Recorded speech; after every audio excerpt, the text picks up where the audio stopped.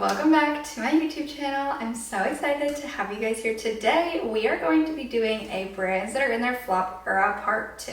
If you guys didn't see my first video of this, go check it out. It's the first video that I posted as of recently on my YouTube and I'm so proud of it. In that video, we talked about some brands that I think are in their flop era and I asked you guys over on my Instagram. So some of them were your guys' opinions and I told you if I thought they were in their flop era or if I didn't think they were in their flop era. So we're gonna do that again today. I have a couple more brands that were on the poll, so we're gonna go through that. I do want to jump back to that video first to talk about Too Faced one more time. As of recent on Too Faced's Instagram, I've seen some pretty interesting posts and I want to know your guys' opinions. Too Faced posted that they are collaborating with Pop-Tarts and I think that is the weirdest thing ever. Kind of matches Too Faced only because they're always known for their like really cutesy pastry packaging. But for the brand to officially partner with Pop-Tarts seems like the brand is kind of on a decline because it doesn't seem like something they would do in the past. For a luxury makeup brand to partner with a brand like Pop-Tarts is just super strange to me. I want to know your guys' thoughts and I just quickly wanted to pop that in here. I also noticed on their Instagram page that they have been reposting old posts. Let me show you what I mean. They have this post here and this is showing off their Sunset Stripped eyeshadow palette. If you guys follow me on TikTok, you know that I literally use this palette all the time. I've had it for like over a year. This is one of their newer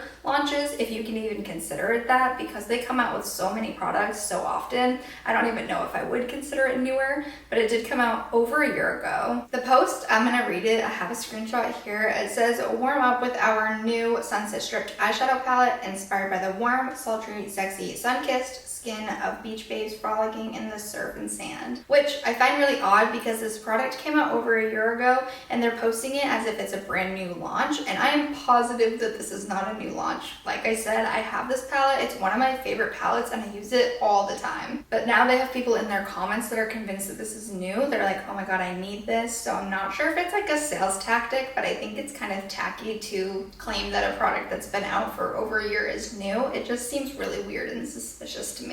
Again, they have this post. This is their Better Than Chocolate palette, which again was like a holiday launch last year, and in the caption it says new Better Than Chocolate eyeshadow palette. Then they have a link that says shop now. So I think that it's very weird and a little fishy that they're posting old products and calling them new, because like I said, I don't know if it's some sort of weird sales tactic, but they do leave the link to purchase the product. I just don't know why you would claim that the product is new when it's been out, but you guys let me know your thoughts. Back when I originally filmed part 1 of this video, I asked you guys over on my Instagram, in your opinion, what brands you thought were in their flop era, and a lot of people actually said Urban Decay. Let's get into Urban Decay. We'll talk about some of their iconic products, some of their newer launches, and whether or not I think that they are in their flop era. So I think we all know Urban Decay is one of the staple brands in the beauty industry. Back in the day, they were really iconic and known for their naked eyeshadow palettes. These palettes were super iconic for the time. They were really basic, simple, everyday shadows. They were really good for the everyday makeup consumer because it wasn't anything that's too overwhelming or too hard for the average person. They're also really good for artistry, for things like bridal and for like soft glam looks, and they had a ton of success with this naked line. They came out with a ton of naked products, and everything still to this day that's Urban Decay has the naked name. I think as of recent, they're still trying to kind of milk the naked name a little bit longer.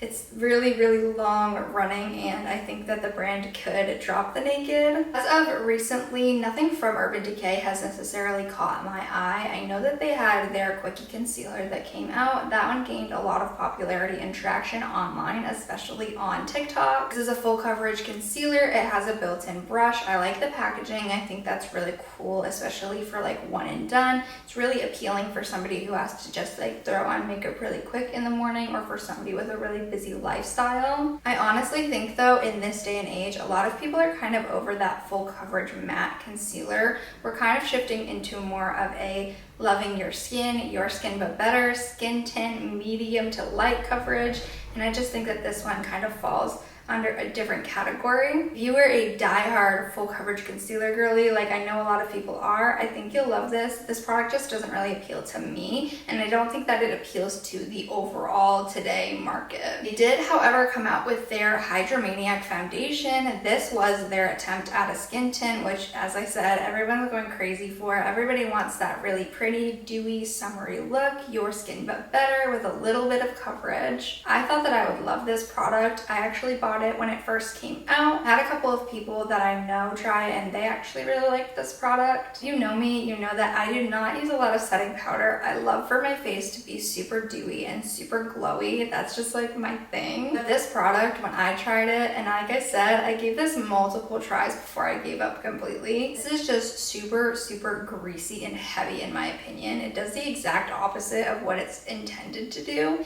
Even when I set it with powder, where I normally wouldn't even set with powder, it still came through as like a shiny like mess. Like too much shine is never a good thing. They did recently come out with new packaging, and if I'm not mistaken, it is a new formula. So if I had the chance, I think I would try the new formula just to see if it's any good, but that product, the original release, did not do it for me. And as of really recently, they came out with their Hydromaniac blushes, which I think do really well in today's market. These are going to be more of like a sheer splash of color on the cheek, very good for summer, very lightweight, very luminous. I think that Urban Decay did a really good job with these. I haven't tried them yet, but just swatching them, I can tell that the formula is a lot different than the tinted hydrator. Obviously, it's going to be because it's a liquid blush and not a foundation, and I think that the formula they use for the blush is really, really nice. So I think in terms of staying relevant, that product did really well for the brand. I don't think that the tinted hydrator did really well. Like, I don't think it got the reception it wanted,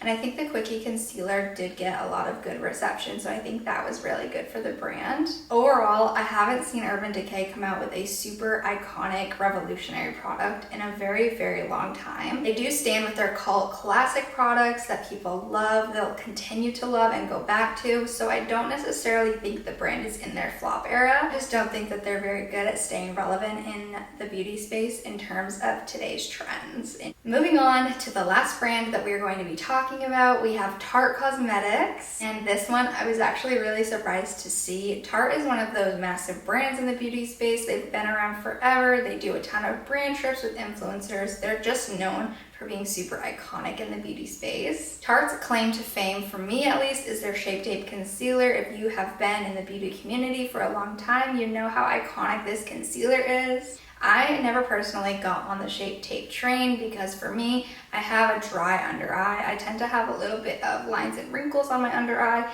and this product, no matter how little I use, is always super heavy and super cakey on me. Regardless of what the beauty community in 2017 made you think, this product is not for everybody. I would say this product is for normal to oily skin. If you have dry skin, you are not going to love this product. Tarte, as of recently, came out with a Shape Tape Radiant Concealer, which I'm very, very interested to try and see if I like. We had a training on it at work, and they are so beautiful. This concealer, even though it has the Shape Tape name, is going to be more of a medium sheer coverage, and it's super dewy and glowy. I do think that that product translates really well in terms of today's beauty space. Tarte also came out recently with these cream bronzer and cream blush sticks, and again, I swatched these, but I haven't tried them on my skin yet. The formula of these is that super, super emollient, super blendable. I am so excited to try these products, to get my hands on these eventually. They look so pretty, and there's so many different shades. Tarte also did just come out with a brand new blush that's called the Maracuja Juicy Blush. I did have the honor of trying this blush, and it is so pretty, you guys. This is going to be the blush of the summer, in my opinion. This one is going to be definitely a different formula than the sticks. This one is a super, super pigmented blush, and these are formulated to adjust to the pH of everyone's skin.